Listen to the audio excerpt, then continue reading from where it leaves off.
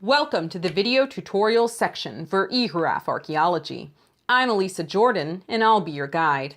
In this video, I'm going to show you how to browse tradition profiles in eHRAF Archaeology using the example of the Early Anasazi Tradition profile. First, we have to start at the main page for eHRAF Archaeology. Now we step straight into Browse Traditions, up here at the top next to Advanced Search. You can browse traditions by A to Z index, by region, and by country. In this case, I already know I want to look at the Early Anasazi Tradition profile, so I can simply begin typing. Now you can see that in Browse Traditions, there are menus under the tradition name. These include Tradition Summary, Collection Description, and Collection Documents. Let's talk about each of these for a moment.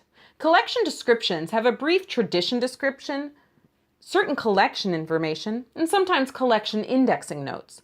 Tradition descriptions provide the name of the tradition, certain geographic region details, OWC identifiers, and a single paragraph about the tradition.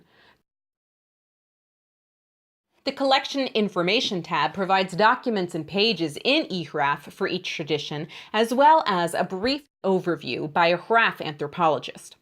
Collection indexing notes provide pertinent information about how eHRAF's anthropologists index the subject content inside the documents.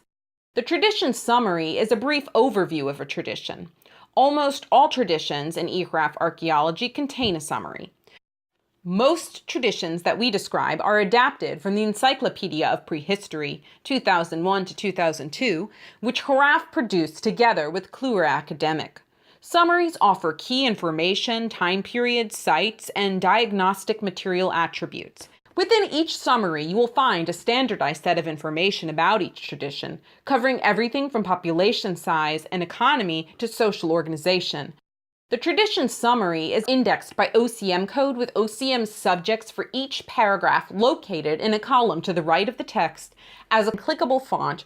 The first thing we see in the tradition summary, right below the author's names, are other names for the traditions. Then we come to a section titled Orientation. This covers general information on time periods, locations, diagnostic material attributes of early Anasazi groups, regional subdivisions, and a list of important sites. This is followed by a section entitled Culture Summary. Here it introduces the early Anasazi landscape and environment, including climate data, ecological information, and other such data. In this section, we see where early Anasazi people dwelled was largely sedimentary rock broken up by volcanic deposits, which provided strong and valuable materials for manufacturing lithics. Next, we find information on settlements, including settlement systems. In this section, I learned that early Anasazi settlements were often composed of small hamlets spread around water sources. However, in the course of 400 years, new Pueblo settlement patterns emerged, such as those at Chaco Canyon, where village aggregation occurred and several hundreds of families dwelled together. The next subcategories describe community organization, housing, and population, health, and disease data. Following the culture summary and settlement sections, there's an economic section which addresses the subsistence patterns, foods, arts, utensils, ornaments, trade patterns, labor division, as well as differential access to resources within early Anasazi period dwellings.